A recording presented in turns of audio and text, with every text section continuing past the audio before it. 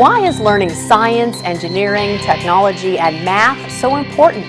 Hello and thanks for joining us. I'm Laurel Hess and this is Comcast Newsmakers. Our topic today is Uplift, Inc. Here to discuss it with us is its founder, Ida Bird-Hill. Thank you so much for joining us today. Thank you for having me. What exactly is Uplift, Inc.? We are an educational advocacy firm. What we try to do is to educate parents and their families on how to improve the education from their children, not only just at school, but at home.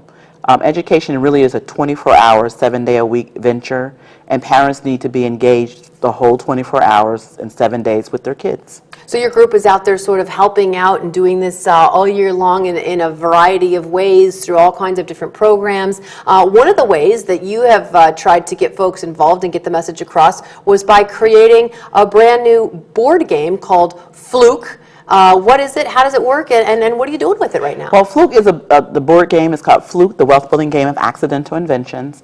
And one of the reasons why we created the game is that the students often ask, why do I need to learn science, technology, engineering, and math?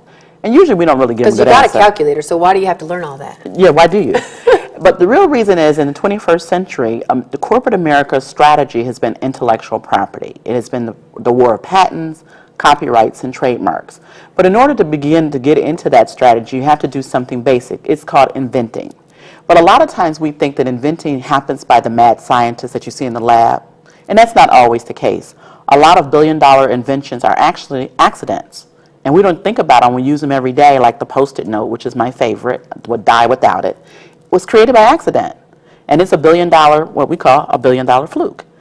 So what we're hoping is that by students playing the game and having exposure to these billion-dollar flukes, that maybe it get them into the activity of inventing so that they can join the 21st business strategy as well. So you are making learning and education fun through this game, and you'd like to spread the word and make it fun for everyone. I know you have like a competition, a tournament of sorts, beginning in May, where folks, can they go online and play the game? Do they have to, how do they get the game? How do they play, and how do they take place in this tournament? Well, initially they would register online in May of 2012, and then the actual competition begins sometime in September, and parts of it will be electronic. Other parts of it will be an actual tournament where they would come and play the physical board game.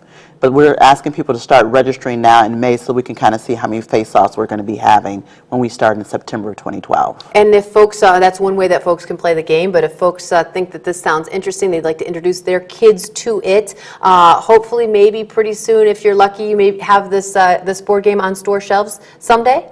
We're hoping. I mean, our goal is to try to get it on the shelves by July.